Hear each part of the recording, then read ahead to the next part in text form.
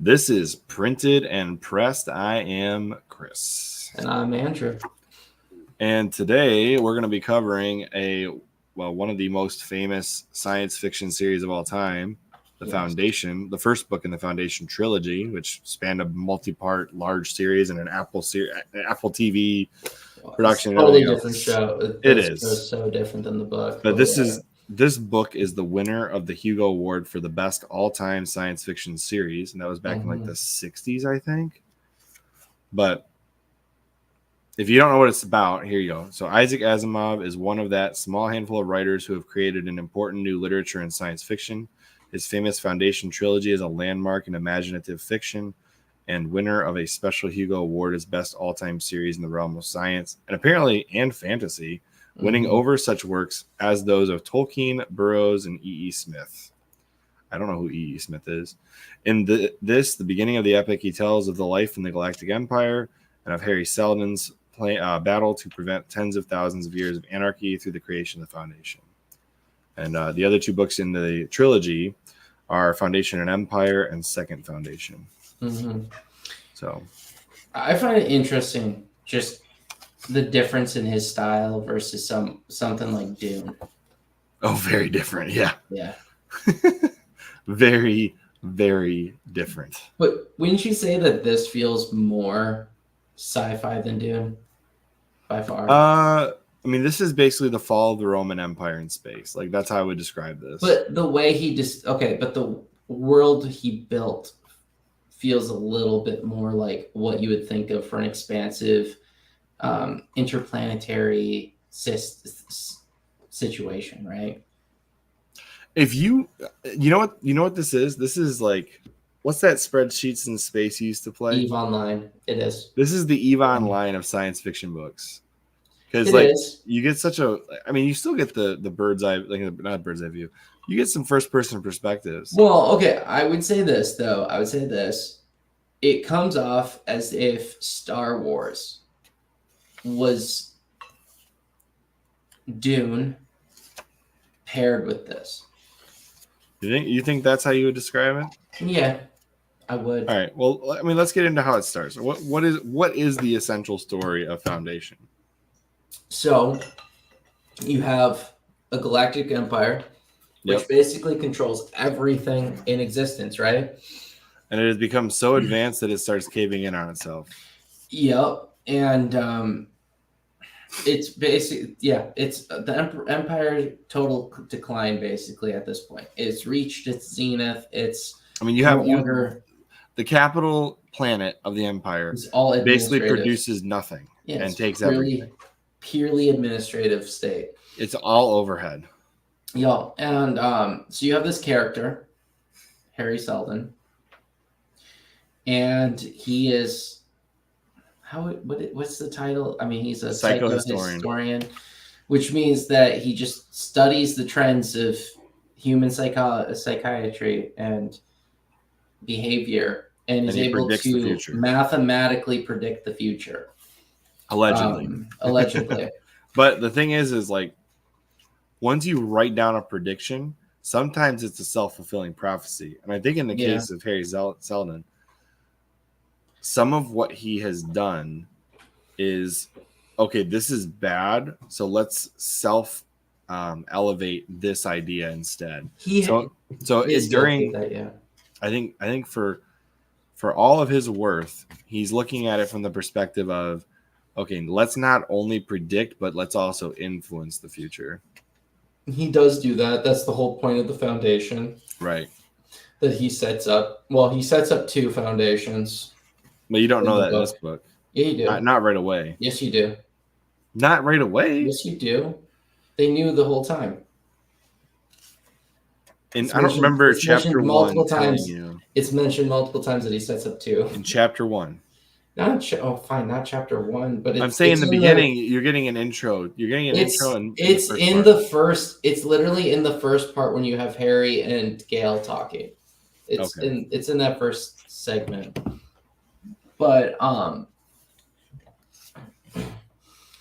okay, fine. The whole thing is you start this book off where you're Gale.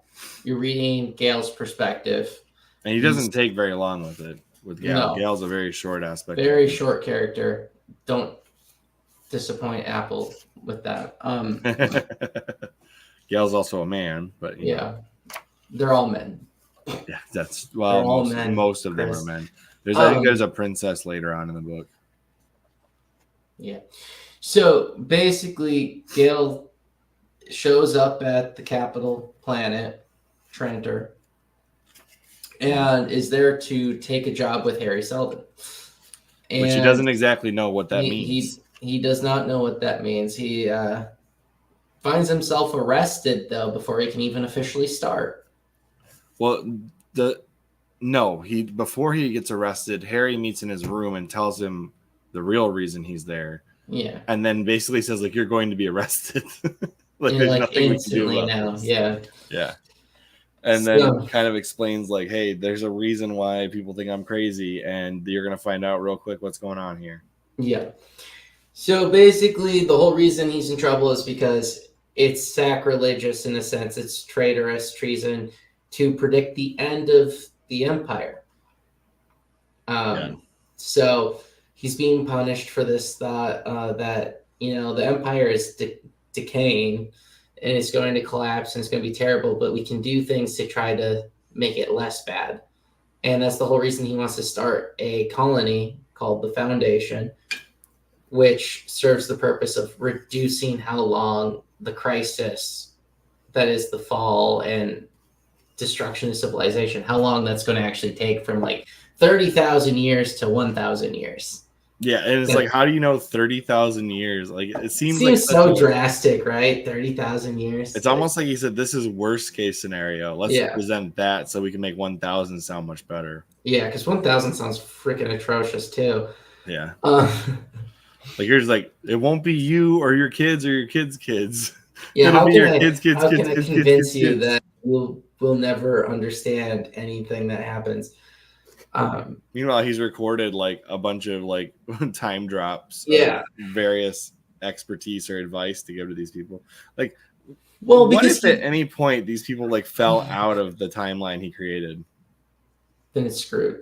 Right. That's what I'm saying. But like, that's why he set it up the way he set it up. Yeah. But the whole thing is he's basically mapped out how empires form. Yes. How it collapses and how it forms, right? And his whole goal with the Foundation is to create a colony in a location where he can best map out their future and chart them on the course to create a new empire. Yep. And so you have like 5 phases, at least in this first book. And I'll just map out the phases right now. There weren't 5 in this. They only had. You have collapse, the encyclopedists, the mayors, the traders, the merchant princes. 5 phases of what's happening in this book. Yeah. So Gale and Zeldin are part of the psychohistorians. Then you get basically the encyclopedists, people that are managing writing. I was going to say that the Foundation itself has only had 3 crises in this book. Yes, but the phases of this, you have crises. Yeah. You have the people that basically avoided the crisis, the encyclopedists. Then you have the mayors, the traders, the merchant princes. Those are the 3 phases post-collapse that occur. Yeah, you're right. But the society immediately is like, look, this encyclopedia ain't going to sustain our lives. So eventually they're like, we need a mayor. Yeah, because the psychohistorians, they create the whole blueprint for the Foundation. Yep. Then you have the encyclopedists, who are just these people who are sent there on a mission to basically gather the people and make it where they wouldn't have the time to flee. These are the people who essentially they were needed. Safeguard the knowledge of the existing empire before the collapse. Yep. It was basically a way to trap these people who had all the knowledge that was needed for the Foundation at the Foundation. Yep. Because once the empire starts to collapse, there's no space travel. Because this encyclopedia that they're working on was the cover story to get the empire to be like, okay, you have our blessing. Here's our stamp. Here, you're doing Encyclopedia Galactica. Yeah. And then after that, you get the mayor, which is, and that's what's his face? Salvo Hardin. That's right. All right. He was my favorite character in this book. Let me put it clear. Because he recognized the problem and went and fixed it. Yes. And he takes an interesting shift from this, like, I guess wouldn't you say that the encyclopedists are basically a monastery? They're kind of like the monks managing the monastery. Yeah, because a monastery, generally speaking, in the collapse of a society, like, for example, during the Dark Ages, who has the knowledge and the collection of what's previously happened? The peaceful society of, like the monastery. Monks, yeah. So they're basically a monastery. Then you get the mayor coming in, and he's like, how can we add, what's the best way to fight the more barbarian civilization level planets around us that are now trying to form teams? How do we protect this monastery of knowledge that we have? Yeah. And the choice of Salvo Harding is to turn it into a religion. Which was really smart. Kind of. Well, because if you create a fake religion and manage who has access to what, you can control them easier. Well, okay, it was a smart play because how do you put technology on these other planets to make them addicted to your technology? Yeah, without giving them the ability to steal the technology and turning it into a techno religion. Well, a nuclear religion. That was the funniest part, in my opinion. Yeah, it made sense. It was good. That's the right play. Then you get it where you have the traitor class. Well, my favorite part of this whole situation is the one group tries to use the nuclear religion against them, right? Yeah. And I don't know if it happens with Hardin or not. Might have been later on, but basically they're like, no, we are loyal to the Foundation who gave us this power because, like, if we turn against them, this power one of the no kingdoms work for us. One of the kingdoms slowly built up so the very first crisis was this one kingdom decided that they were going to take over the planet that the Foundation is on. The second, because they wanted to steal the technology. No, they wanted to steal the land. Oh yeah, that's right. They didn't want other planet nation kingdoms to take it over because it was like a strategic location for fighting others. But then, Salvo Harding finds a way to get them kicked off by pitting all the kingdoms against each other and making it where, okay, this is the prime location. It's way too valuable. If you take our technology, you would be able to use that against the other kingdoms. So it was like a standoff, a Mexican standoff. Everyone was pointing guns at each other. Yep. Later on, he then turns it into a religion to get the technology on all of these planets. Once they've done that, though, all these kingdoms have the technology. They have like legit spaceships and stuff now with nuclear technology. It's all been ramped up, right? They're starting to feel confident. So one of them tries to do we're going to invade you now again. Right. And then the religion portion comes into play. They're effectively excommunicated because they set it up where the religious people would shut are it down are loyal to them, so they just shut down everything and take the technology away, scaring everybody. They took their ball and ran with it. Yeah.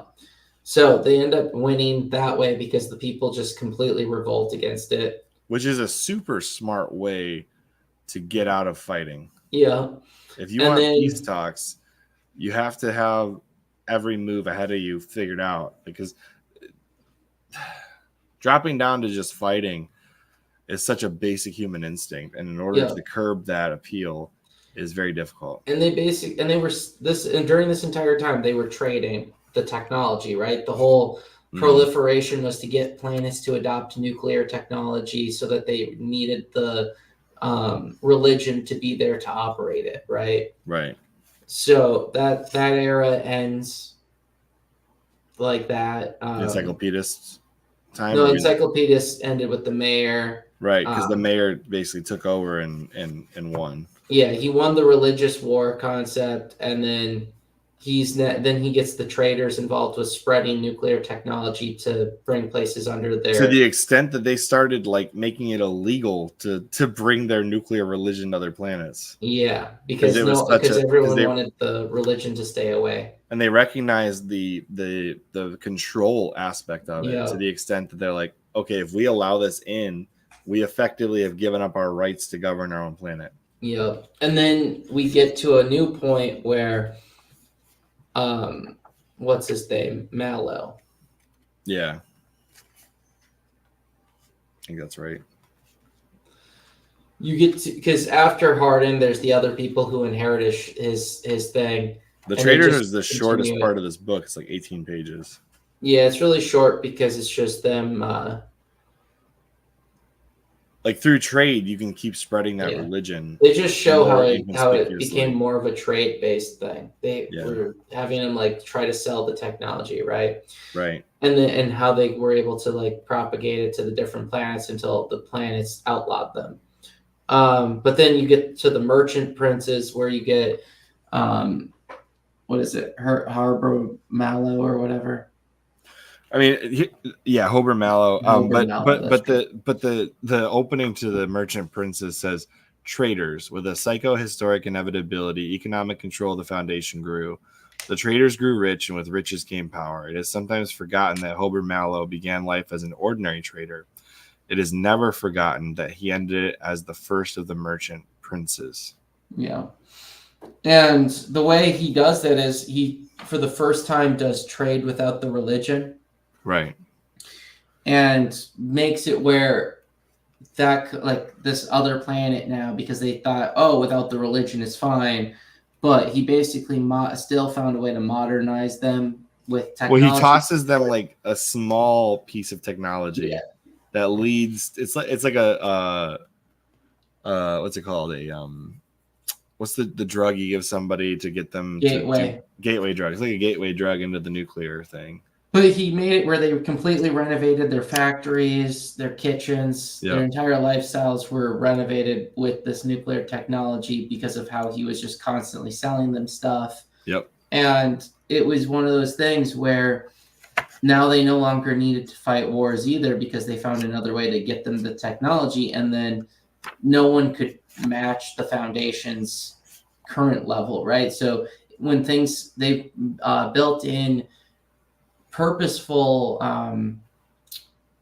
planned obsolescence in a sense, where things purposely broke after a certain amount of time. And that created the conditions where none of these places could just leave them. They needed them for maintenance and repairs and new products.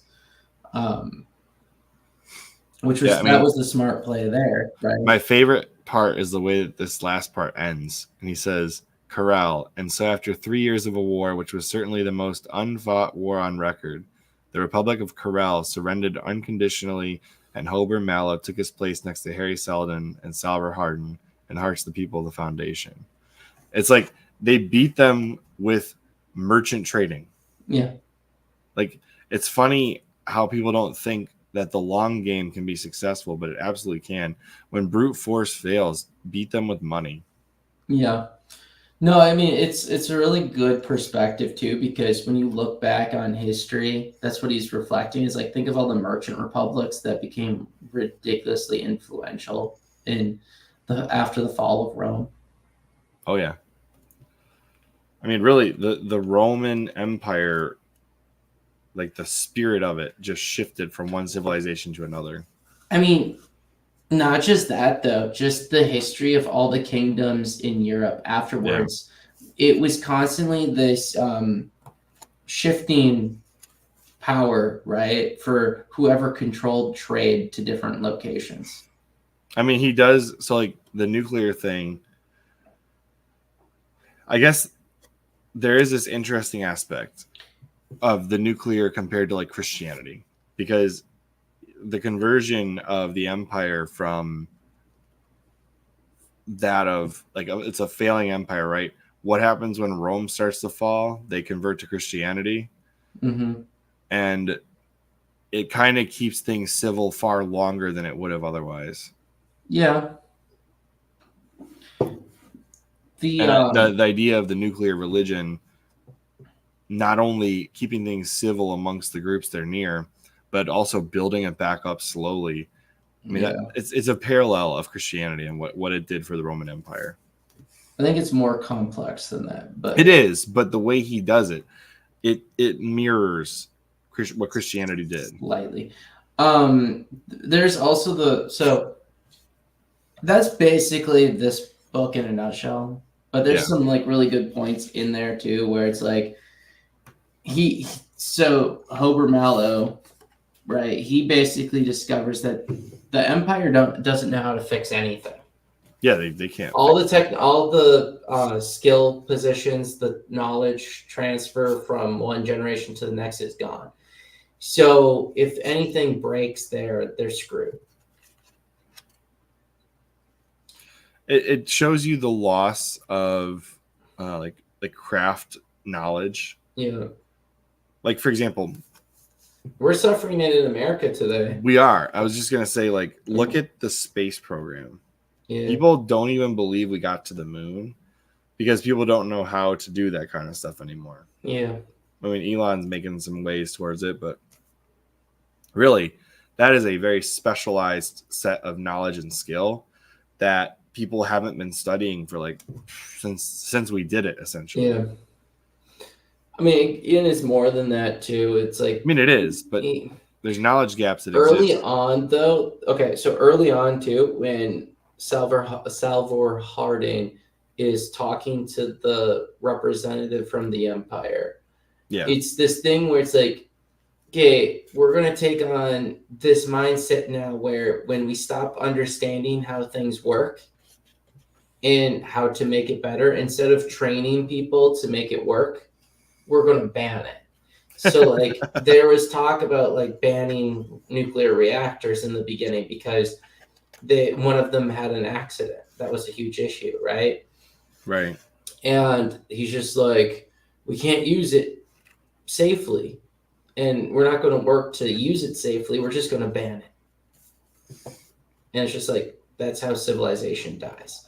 You get ban happy. You don't understand something, we're going to ban it. Yeah, I mean, that does happen a lot. Yeah. Sadly. But no, okay, what did you think of this book writing style wise? Because it almost feels like it's a bunch of short stories within the same universe just strung together. This was kind of a revolutionary way of telling a story. It is. I think it still is a revolutionary way of telling a story, because I don't think there people who do it that way. Do you remember the J.D. Sanderson guy that we read forever ago? Yeah. He did the Footstep Echo. Yeah. He wrote a book in the same vein called After the Syzygy, where, and I read this. I don't know if you read it or not. I did not. It was actually really well done. It kind of follows the events of something and like skips a bunch of time and moves characters. It's very similar in style to how this is written. And I like that writing style because it tells you things without telling you things. It's like, okay, I'm giving you glimpses into this civilization at periods of time during now and then later and then later. And you have to fill in the gaps between the last one and the fairness too, and it's interesting. In fairness, even the way that Dune is written kind of does something similar to that. It's a more linear story of a more condensed story, I should say, not linear. No, this one, I think it's well done. I think it's a really interesting. I mean, there's a reason it's one of the best sci-fi stories of all time. It's true. The problem is, though, it's really hard to get too invested in certain characters. You won't get invested in a specific characters. I can see why the TV series struggles. Yeah, this is a very difficult book to translate into a TV series. Yeah. You almost have to do a season per like phase. Yeah. And add in world stuff. You have to add in world spice. Yeah. Flavor. But the way I will say the approach the TV series has taken is the absolute worst approach I could have thought of. Well, they also change every character to check some boxes. Hence the worst way you could do it. Yeah. They made it not make any sense. I tried also, watching it I'm and I turned it sorry. off. What's so obnoxious about the TV series? Salvo Harding is Gail's child. Really? Yes. I don't know if they connect those dots anywhere at any point. Maybe they do, because supposedly the TV series is meant Uses to the other be, books. yeah, like because there's other books that piece things We'll together. see. So if you only read it. the Foundation trilogy itself, you're not getting the prequel information. You're not getting the expansive, whatever else. I don't think the TV series does a good job with any of this at all. When I was looking up on Reddit, the TV series versus the books, a lot of the people on there suggested that you just treat them as two separate timelines of the same style of story. Because if you try to make the books match the series, you're just going to get angry. Mm-hmm. I think you gave the best advice out of any person I've heard about TV series, is if you think you might like a TV series, read the books after. Watch the show first, read the books after, and you'll probably like the books better. But at least you were able to watch the show without polluting what was there. Now, the Silo series on Apple TV, unlike Foundation, is very good. I liked it a lot. So kudos to Apple for producing that. Well, you haven't read the book yet, so I haven't, and I may not. We'll see. I know. I almost don't want to spoil that good show with a even better book. What are you trying to find? I'm trying to look up to see. Any of that is actually related. The story. I don't think they're related at all. So I didn't think so. I'm not seeing anything. So if you're listening to this and you know for a fact that they're actually related, please tell me, because I saw nothing that would have indicated that in this entire read through so far. I doubt the characters are dead, so I really doubt it. Yeah. No, it's so because even the premise was weird. You know, they had they made a breeding program concept in the show. So I mean, none of that would surprise me if like somebody like Harry Seldon did that, but I mean, the show is enjoyable enough if you don't think of it from the book perspective. And that's where I'll go with it, because that's why I give that advice. Just watch the show first. It literally can't ruin shit, because the book's going to be better, like, every time. Yes. If you're thinking you might enjoy a TV series, then definitely watch the show first and then try the books, because the books will inevitably be better. Yeah, I would say that this was an enjoyable, easy read. I don't think this was hard at all to read. Oh no, this is a book you can read. I mean, even in like middle school, and you can follow it. Yeah, and you're curious what each phase is going to be, so it does a really good job of pulling you through it still, despite changing characters on you. Mm-hmm. I do think, though, that, okay, so like Star Wars, as I was saying earlier, I feel like it's a combination of this with Dune. Kind of. I mean, to an extent. Because like you see the moving parts of like the Empire. Yeah, that's what I'm saying. Wars. I feel like in Dune, you don't really see a good representation of you don't see a good representation of the actual space portion. Whereas in this, you get an idea. Even like having Coruscant is Trantor. Huh? Coruscant is Trantor. It is exactly, completely, 100%. So it's like that's what inspired Star Wars, is this and Dune. Yeah, I mean, those two things have two of the best, especially the prequel trilogy. My goodness. Oh yeah. I think the biggest difference is like Star Wars, you have the Death Star, so like you have somebody actively flying out and just destroying planets. I mean, you have the religion aspect with the Jedi and the Sith. Well, that's a concept in here, dude. Yeah. No, I mean, the Planet Destroyer is a concept in Foundation. True. Yeah, I guess that is true. Other later books, but they actually destroy planets in the TV series. So I'm thinking that geez. Yeah, I think they actually have a planet killer I think they have an actual planet killer ship ability. In this some book of these came out in books. 51, so it Yeah. predates Star Wars by quite a few years. I think it predates Dune by like 14 years as well. Does it? Yeah, I think Dune's wasn't 65. wasn't this like the first major sci-fi series? You had Robert Heinlein too was coming out with stuff around the same time. It's like Asimov and Heinlein were because no one ever says that Dune created sci-fi. I feel like I thought I have heard that for Foundation though. Foundation did not create sci-fi. That is a flat out lie. Not created, but like was the major pioneer of. It's like it did for the sci-fi genre what Nintendo did for video games. Okay. Authors like Asimov revived a dying genre of fiction that was science fiction. Okay.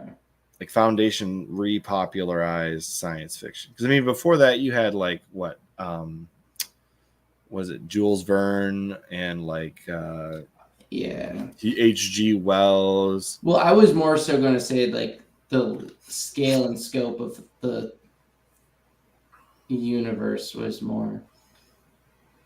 Maybe what I'm saying is like sci-fi was greatly enhanced and brought back from almost the dead because sci-fi was considered a kids genre, and then this came out, and I was going I was going to say that this is basically the sci-fi version of Lord of the Rings. No, that's not true. No, you don't think so? It's not.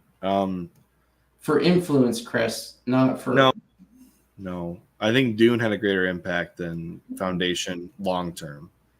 Foundation. Okay, you say long term, but I was also going to say that he doesn't even like to call Dune sci-fi. No, he doesn't. But neither did J.R. Tolkien like to call Lord of the Rings fantasy.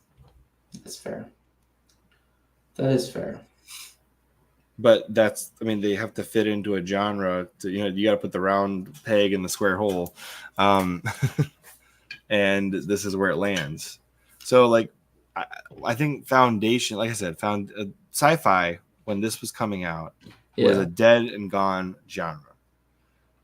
Except for the two bright spots, which are Asimov and Robert Heinlein, who wrote Starship Troopers. I'm sure you've heard of that one before. Now, if you've seen the movies, the book is nothing like the movies at all. In fact, the movies are almost like, it's like the book is almost written as a satire, kind of. But it's not comedic in the way that the movie is. The movie almost takes the satire up to the comedic level it hits in the movie. So they get their points across, the same point across in different ways. So it's interesting because it's like two different art forms trying to hit the same points, but doing it entirely different. So anyway, so Heinlein and Asimov basically revived and kept alive the sci-fi genre. And then you get Frank Herbert, who basically makes sci-fi into one of the greatest genres ever. Yeah. So my question is this: what did you like most about this book? I loved the sci-fi take on the fall of the Roman Empire and how we can keep things. How you can rebuild almost in a sci-fi world. I mean, it really felt like I was reading a history of something that actually happened. Even though I know it didn't, obviously. I mean, I'm not stupid. I know this is fiction. But is it? Maybe that's what the aliens want you to think. I mean, this is so the thing that Asimov does, and I listened to a few interviews from him, is he takes something that's real and makes it science fiction. So you can, it's far easier for somebody to listen to something that's not real and get the right idea out of it than it is to tell somebody, hey, bro, you're stupid. Let's fix you. Yeah. Like it's so much harder to be like, hey, look at this. This is morally bad. We shouldn't do it. Than it is to say, hey, look at this group of people. They're doing something morally bad. They shouldn't do that. And so sci-fi gives you a perfect platform to do that in a fictional world. Yeah, that's true. I really liked the way he does the crises, though. I mean, it's kind of like a fourth turning. Yeah. Really? That's what it is. And but he does it more frequently. Kind of. He does it more frequently. Yeah, 30 years. The last one wasn't until 80, like around 75 I years mean, or something. I feel like when civilization screeches to a halt, when you boot it back up, things happen in a more condensed fashion. Because things are more. It's true. I mean, things are more on edge. Yeah, that's what I'm saying. He does it. It comes off faster. It's like the fork turning concept. So yeah, it's a good concept for a story. I also kind of like the fact that he's all in on nuclear, so which made it fun. I did love the nuclear religion aspect of it. Like, that's hilarious. What would you rate this? This is a 5. I mean, I don't know how you give it lower than a 5. This is a genre-defining masterpiece of fiction. And it's short, and it's to the point. I struggle with one thing. And it's just the constant shift of characters. I don't struggle with that at all. No. Was it jarring? Sure. But it's a way to tell a story. It's part of the story, so I'm not going to fault it. I would give it a 5 out of 5 still. I'm just saying that at times you start to like the character. And then right as the crisis ends, and then you're just like, well, shit, now it's a new character. You know what I'm saying? Yeah. So that part gets a little tiring of having to like come to terms with if you're going to like the character or not. Now, remember, this was originally written as a serial, so each of these parts were like in a magazine. Yes, I'm saying. I'm just saying, like, as an actual book, though, it's. Yeah, I know what you mean. Like, you can't fall in love with these characters because the second you like them, they're gone. Like Gale, I liked Gale. I like that story perspective, and then instantly gone. Instantly gone. Yeah, barely got to meet Gale, and then he's gone. Yeah. So, I give it a 5 because that's the intent of the story. Because the story isn't about a character; it's about an empire.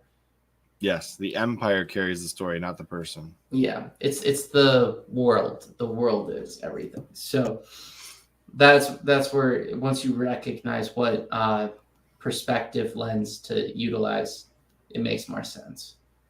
I did like a lot the focus on preventing war at all costs in this story. Like there was so many temptations for the characters to engage physically and fight, and in almost all cases they choose not to. That's because they're weak, dude. No, it's literally because they're too weak for what their main enemy is. If they don't have that ability to openly challenge, that would be later when they actually have the strength. I mean, even that though, like, I mean, the benefit, I mean, brute force attacks will have casualties no matter what. And in a best case scenario, the less casualties, the better. Yeah, no, that's fair. So if you can unless you get so powerful enough that the point is to be so brutal with it that you discourage all future rebellion, that's kind of the route. Is it better to be loved or feared? The eternal question. Feared.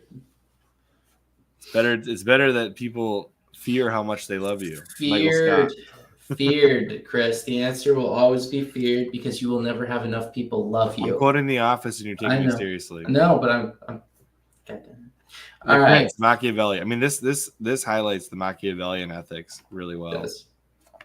Like, if you want to read, what books would you read with this? I would say Machiavelli.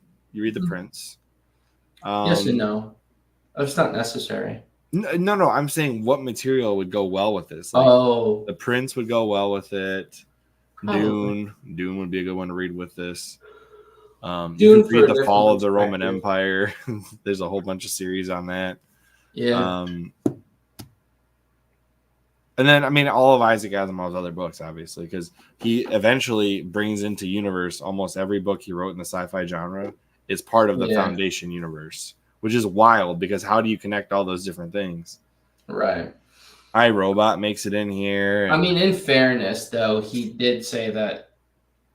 Doesn't he say that Real Earth is in here? Yeah, Real Earth is in here. So somewhere.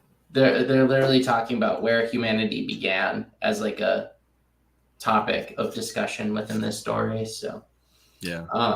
No, I think it's a great book. I recommend it as a read. It's not that long pages wise. None of the books are. My copy is 200. Mine was. This is the one you can buy paperback on Amazon for like what? on $20? Amazon, and it has 296. That's how many pages? Oh, geez. Well, I mean, this one's. Well, it's a small. It's a small. This little... font is atrocious. Okay, how well that is.